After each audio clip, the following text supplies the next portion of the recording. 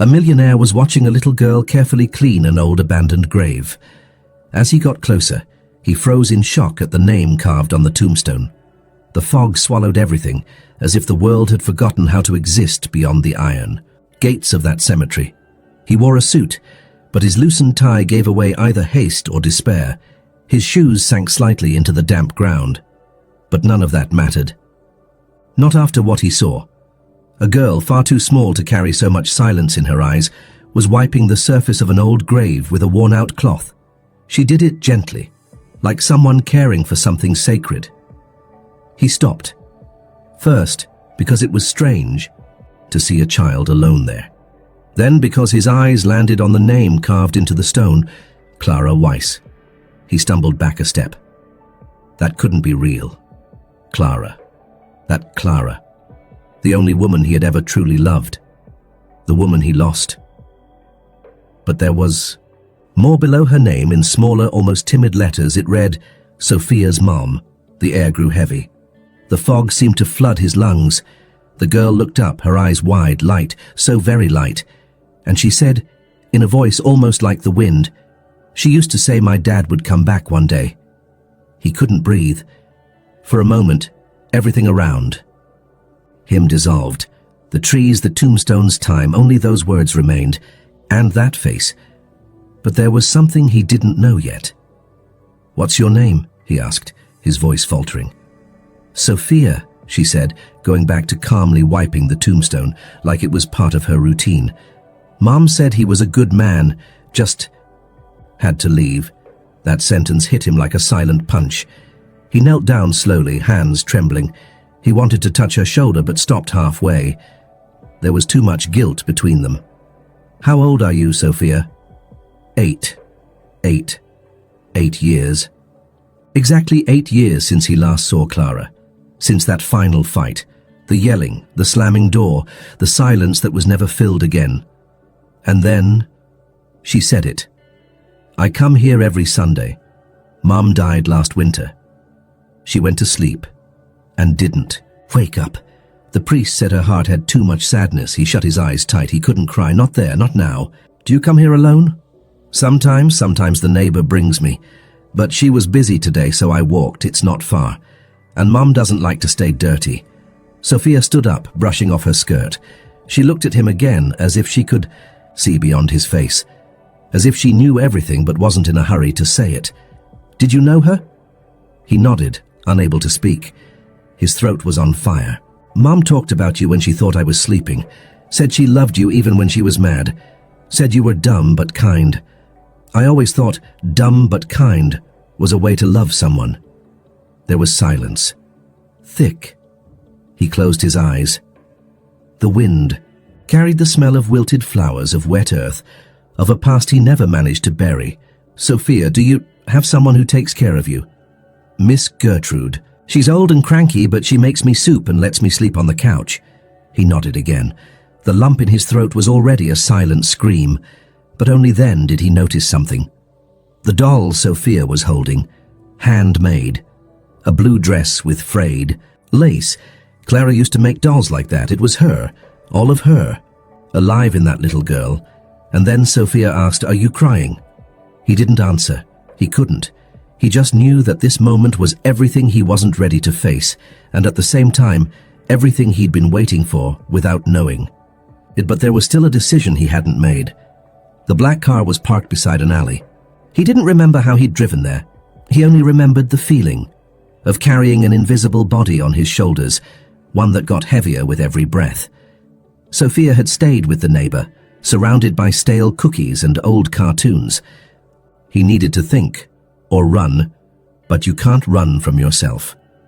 He rested his head against the steering wheel and let his eyes close for a few seconds. That's when she came back. Clara, always Clara. Not in the grand gestures, but in the little things. The way she added sugar to her coffee, always complaining it was bitter. Her raspy laugh. The way she touched his arm when she really wanted him to listen. But there was one thing he never forgot, the last time. She had her bags packed. She was crying, but not yelling anymore. There was resignation in the way she held her purse strap. I'm done trying. "You love money more than you love me," he answered with silence. The same silence she hated. The same silence he learned from his father, a hard man who thought feelings were weakness. "Stay, Clara. Only if you're someone I can build a life with, not just a headline," and he let her go. He let her go because he thought she'd come back. That love was made of breakups and reunions. But not every door opens twice. Only now did it all fall apart. She was pregnant. She left pregnant, and he never knew, or didn't want to know. He remembered that morning, months after she left. A letter that arrived that he shoved into a drawer without opening. The sender, Clara Weiss. He never read it. He was scared, angry at himself for still missing her, and afraid of finding goodbye written inside. Now he understood. The letter was about Sophia. It was a plea for love, for recognition, and he ignored it. He opened the glove box, dug through papers until he found it. Yellowed, the letter still smelled. "Like her. If one day you want to know it, she'll have your smile, and your eyes when you pretend not to care." He couldn't finish reading. Shame came first, but something even crueler lingered in that past. He never really knew how to love. He gave gifts, offered comfort, but didn't know how to be present. He grew up in a house of victories without hugs, of applause without affection. Became a millionaire before 30, but didn't know how to sit and listen. Clara was the opposite. She was chaos and warmth. He didn't know how to handle that. Suddenly he remembered the first time she said, "I'm scared." It was at the hospital. Her mother was sick, and he replied with advice about funeral plans. "You don't understand anything about losing."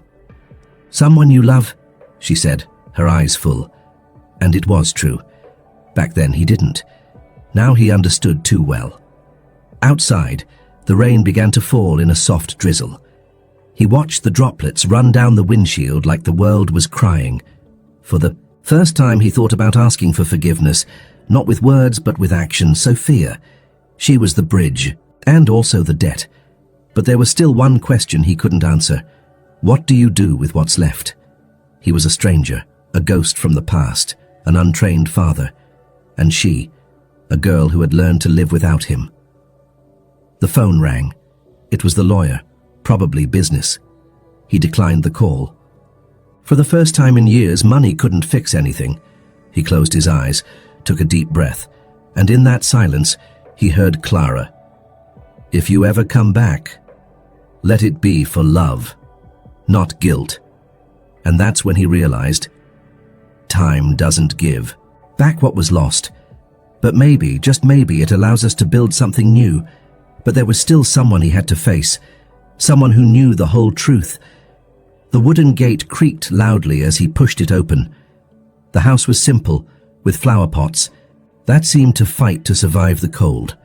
On the clothesline, children's clothes swayed like little ghosts of daily life.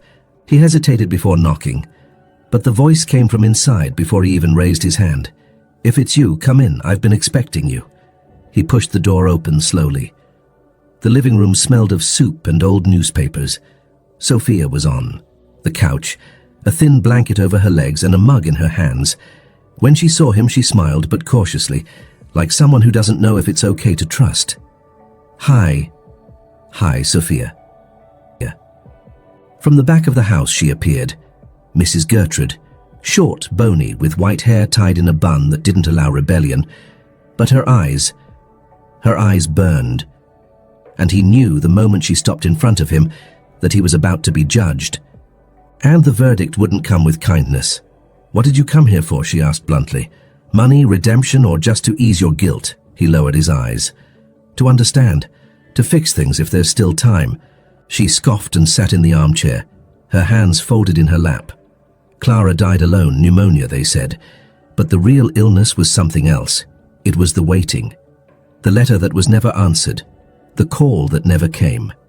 She used to wake, up at night and look out the window. "Maybe he'll come back today," she'd say. And Sophia heard every word. He had no defense, he just listened. I took care of them, made soup, brought blankets, gave them comfort, and I watched that woman wither. But I never saw hate in her, only longing. Sophia pulled the blanket up to her chin. It hurt her too. Why? Didn't you answer the letter? Gertrude pressed. Why did you let that girl grow up thinking she wasn't worthy of a father? Because I was a coward. Because I thought Clara would come back. And when she didn't, I thought it was already too late. But at that moment, he realized the cruelest excuse is the one that sounds like the truth. She told me everything, Gertrude said. Before she died, she gave me a box. Said if you ever showed up, I should give it to you, but only if I thought you deserved it. He nodded. He didn't beg or plead. He knew nothing in that room would be given easily, nor should it be. She stood, went to a cabinet, returned with an old cardboard box, the words, "For when he comes back," written in cursive across the top. If you open it, know you're opening. What's left of her? He opened it. Photos, notes. A pair of baby shoes with a tag. First steps, 1 year and 3 months. A drawing made by Sophia. 3 stick figures holding hands, labeled Mommy, Me and Daddy. The question mark drawn, like a teardrop. She used to draw you without a face, said Gertrude, because she didn't know what you looked like. He closed his eyes tight. Sophia was watching him. There was something in her, an old kind of patience, as if, even at her age, she understood how long wounds take to close. But there was still something he needed to ask. Did she talk about me until the end? Every day, even angry, even tired, she used to say that if you knew you'd come back, that you were better than your absence. Sophia slowly came closer, sitting beside him. She touched his arm, the same way Clara used to. Are you going to leave too? He took a long time to answer, because he couldn't make a promise that wasn't real. I'm not leaving today. Gertrude didn't say anything. She just looked at him with steady eyes, eyes that held pain but also hope.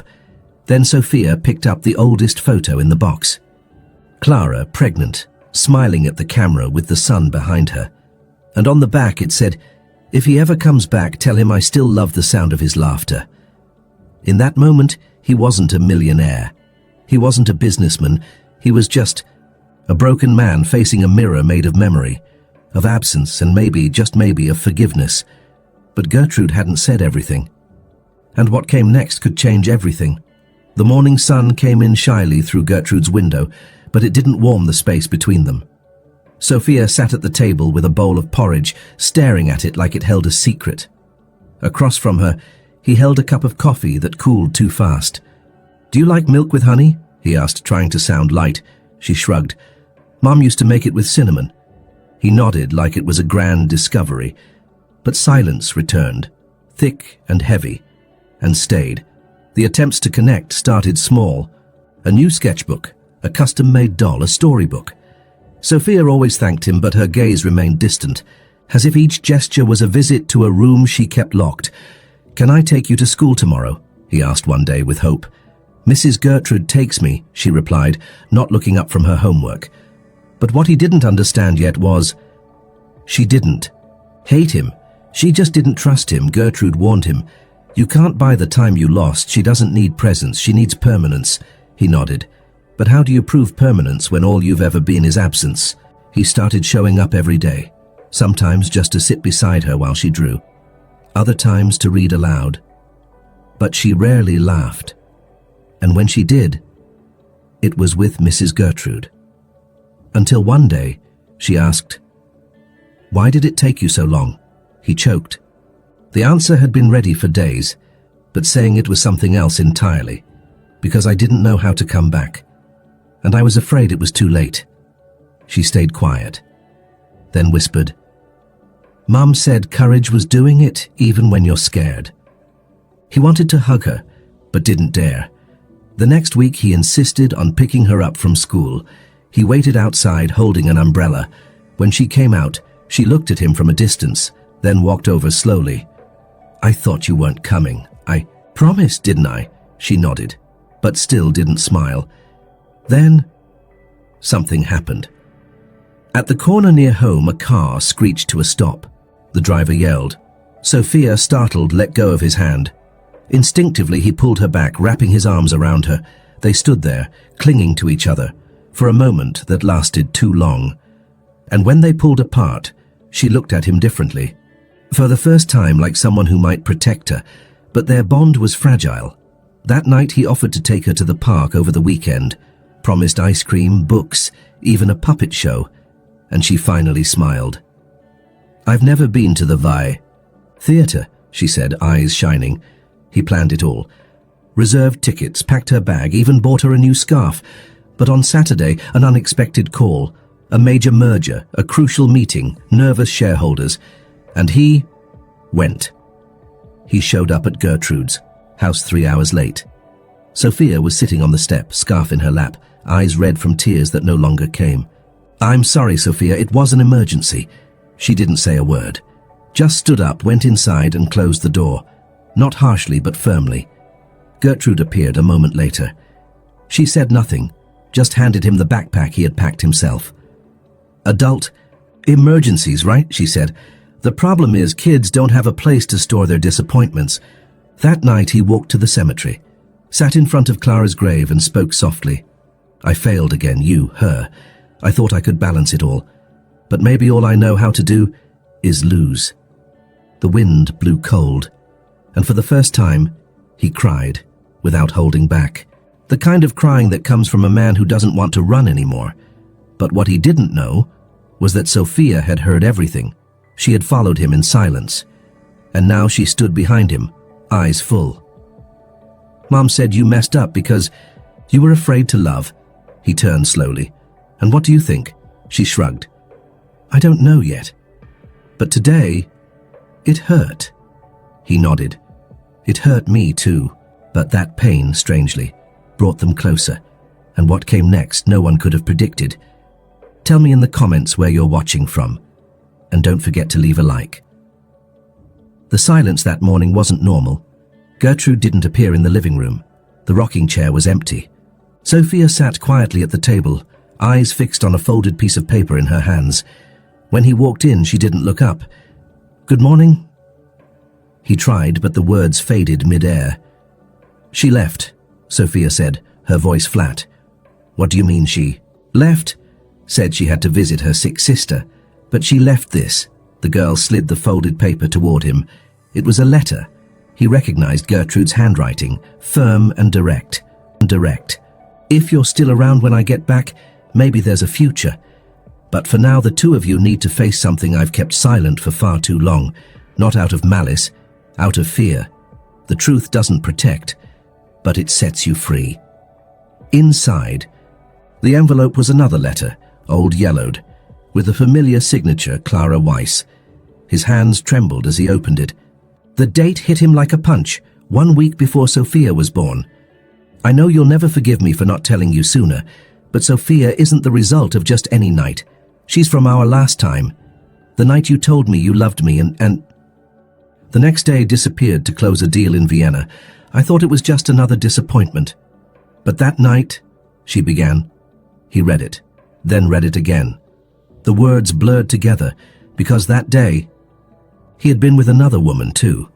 One night, a distraction, a mistake he thought he had buried, but now, doubt tore everything apart. He looked at Sophia, sitting there, waiting. "Do you know?" She nodded, slowly. Gertrude said, "You weren't. Sure, that mum wanted to tell you but never had the courage. And when she tried, you had already disappeared." "Sophia, She looked up, and for the first time, there was anger in her eyes. "I waited. I believed everything she said about you. That you were good, just lost. But now, not even you know if I'm really your daughter." The pain in her words was like a blade. He moved closer, kneeling in front of her. "You're mine, not because biology says so, but because I already love you more than any certainty ever could." But there was something she needed to say, and he wasn't ready to hear it. Love that shows up late sometimes hurts more than abandonment, because it gives you hope, and then it might vanish again. He looked at her, feeling the weight of every word. It wasn't just a child speaking. It was an entire childhood crying. "Hout, I won't disappear again, I swear." She stood from the chair. "You can't promise that. Promising isn't the same as staying." She left the room, left him there, with the letters in his hands and the weight of the world crashing down on his shoulders. For 2 days she didn't speak to him. Went to bed early, woke before he did. At school she wouldn't let him walk her in. She began drawing faceless figures again. It was Gertrude, on the phone, who sealed the truth. The test Clara never had the courage to do. I found it. In a drawer. She did it on her own, never sent it to you. The results were folded up and hidden. He held his breath. She's your daughter, 100%. The news hit him like blinding light, but it wasn't relief. It was desperation, because now everything he had lost became even more real. He rushed back home, found Sophia in the backyard drawing in the dirt with a stick. Sophia. I know. I know for sure now. You're my daughter. She didn't respond. I understand if you don't want to forgive me yet, but let me stay, even if you won't talk to me. I'll stay, I'll wait, until the day you actually want me around. She looked up. A single tear slid down her cheek, but it wasn't forgiveness. Just another crack in the wall. I don't want promises anymore. I just want you to be here when I look around. He nodded. I'll be here. But inside her there was still a wall, and he knew the next mistake could be the last. The fog had returned. Not the same kind from the cemetery, something denser, internal. The kind that settles in your mind when everything feels like it's slipping through your fingers. It had been a week since their last real conversation. Sophia hadn't said more than a quiet, "Good morning," and even that was rare. He slept, on the couch now by choice. He wanted to be close if she needed a glass of water, a blanket, or a father, but she never asked. She just pulled further away. That night he came home from the store with a bag of her favorite candy, or what she said was her favorite when they first met. The house was too quiet. Her bedroom window was open. On the floor, a ripped-out page from her sketchbook. Went to see Mom, don't follow me. His heart raced. He grabbed his coat and ran down the street, called out for her, knocked on doors, checked the park. Nothing. But what he didn't know was that Sophia wasn't alone. Gertrude answered the phone with a tired voice. She got here half an hour ago. Said she wanted to sleep here tonight, that she needed some space. I let her. He exhaled hard, sinking to his knees on the sidewalk, breath shallow. She walked there, said she knew the way, and that you were smothering her with silence. He didn't understand. I barely say anything to her. Exactly. You think not talking means giving her space, but she's a child. Children need to hear things, need to know someone's willing to fight for them, even when they push you away. Silence on the other end, until Gertrude added, she said she thinks you're going to give up because everyone does. Her biological father disappeared. Distant relatives. Kids at school when they found out she was the orphan on the corner. That line broke him. He stayed up all night, sitting on Gertrude's doorstep, waiting. The next morning, she came out with Sophia to buy bread. Found him there, face worn. Eyes red, but still there. Sophia saw him. She didn't run to him, just stopped. I thought you wouldn't wait, he didn't answer. Just gave her a tired smile. Are you always going to wait now? As long as you're in the world, I'll wait. But their conversation was cut short by a scream. Gertrude. She collapsed on the sidewalk. Sophia ran, so did he, hospital. High blood pressure. Admitted. Sophia shook in the waiting room. I don't want her to die. She's all I had. He hugged her. For the first time she didn't pull away. She cried into his chest, a deep, ugly, real cry. I'm scared, Daddy. Daddy. He could hardly believe it.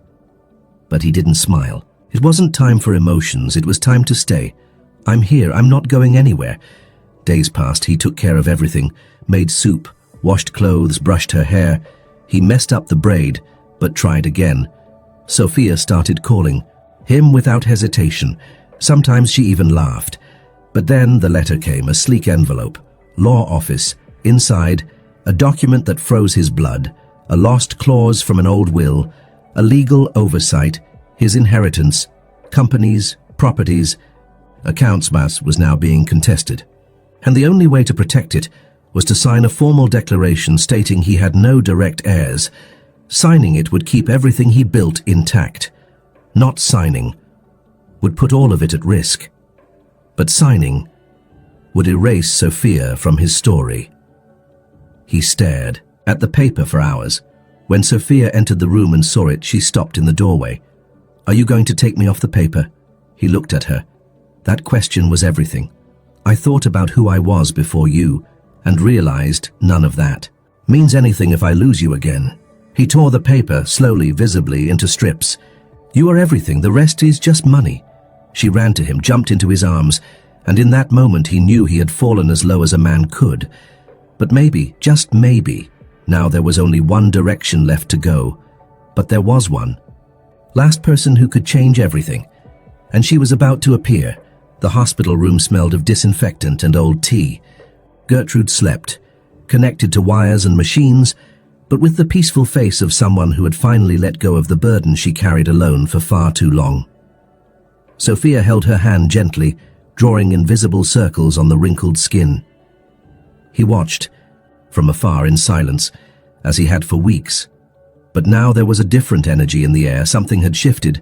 Then the door opened. A middle-aged woman stepped in slowly, wearing a striped scarf and with eyes identical to Clara's. She held flowers in an envelope. "And you are," he asked, rising to his feet. "Miriam, Clara's sister." Time stopped. Sophia turned, surprised. She had never heard of Miriam, neither had he. But there was an undeniable resemblance. "I came as soon as I heard about Gertrude, and also about you." Sophia stepped forward. "Did you know my mom? I grew up with her, but we drifted apart. Old arguments, silly things that life makes feel important until death shows you they weren't." She sat beside Sophia.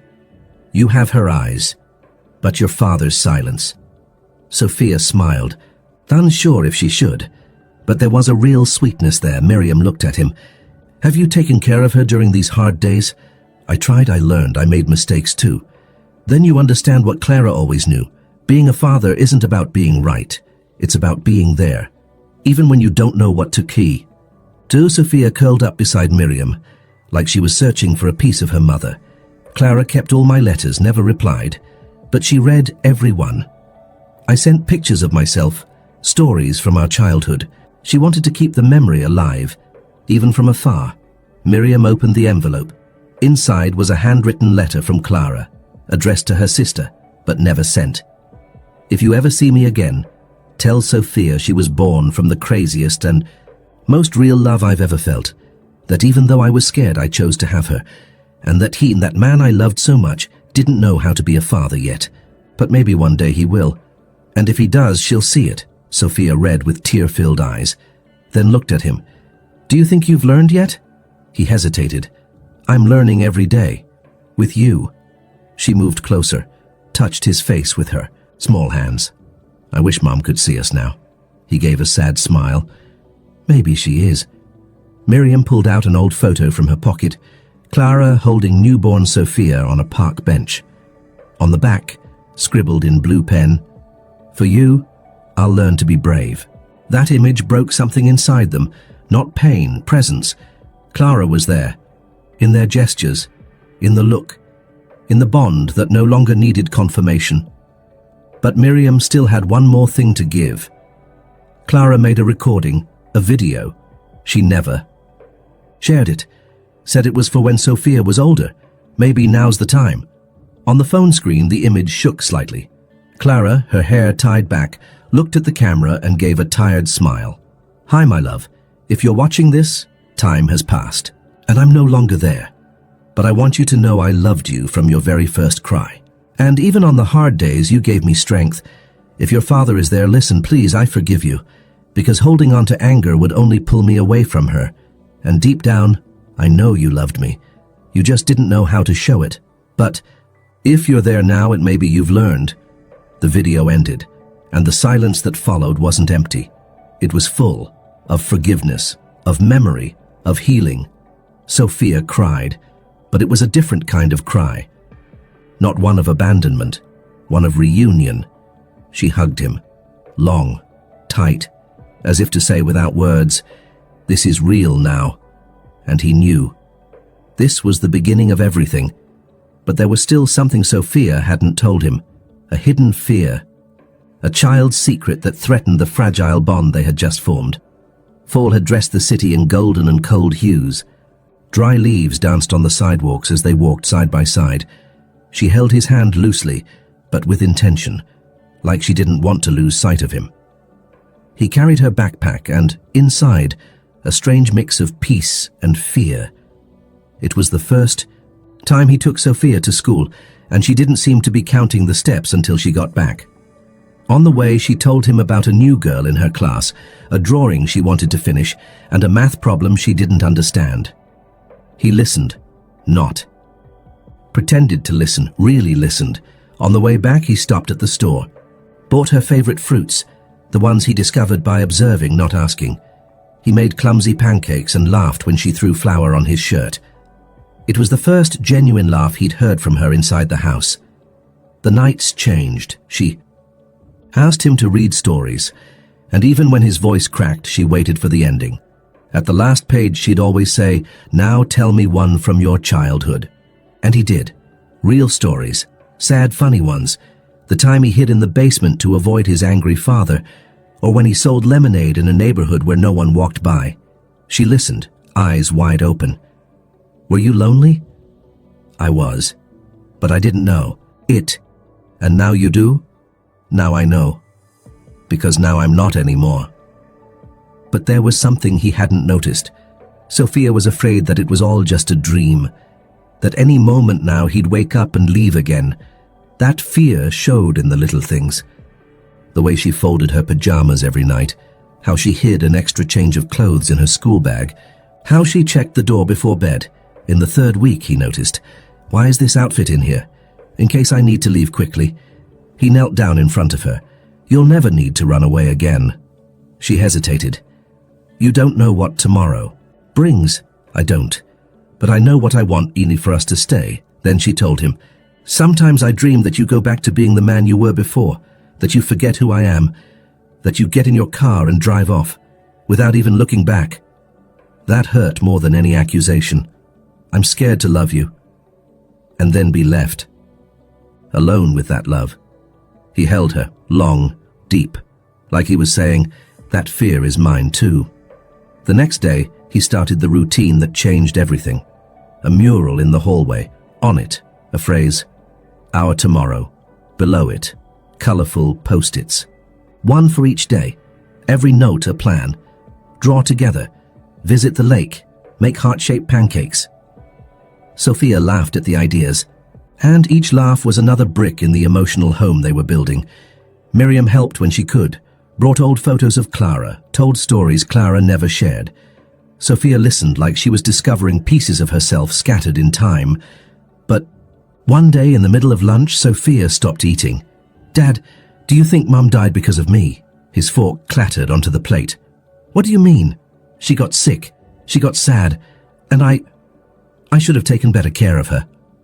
He held her hands tightly. "Nothing that happened was your fault. Absolutely nothing. But I was a kid. I didn't understand." "Exactly. You were a child. And she loved you with everything she had. You know what she told me once? That you were the reason she got up every morning," Sophia cried. But not like before. This time the crying washed something clean. "I wish I remembered more about her. She's in you, in the way you hold a pencil, the way you look at the sky, even your laugh. I see her in you every day." That night, he added a new note to the mural. "Our tomorrow. Keep loving who's gone, without forgetting to live today." But there was still a fear in Sophia's eyes, one no routine could silence, and he was about to find out what it was.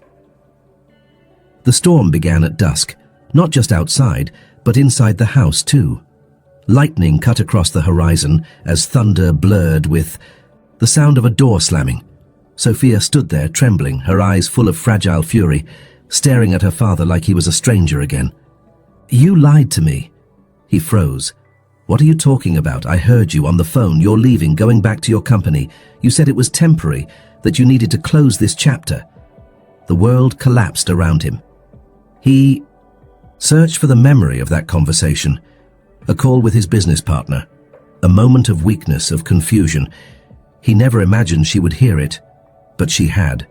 And now, everything they had built was shaking. "Sophia, listen. No, you said you'd stay. You said you weren't leaving." Now she was crying, but not the kind of cry that seeks comfort.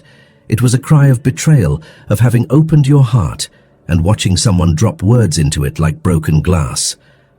"I believed you." He dropped to his knees. "I said I'd stay, and I want to, but there are still things I have to figure out. Just know I'm not leaving you. This—" He touched his chest. "This is home now." She shook her head. "I don't know if I can trust again."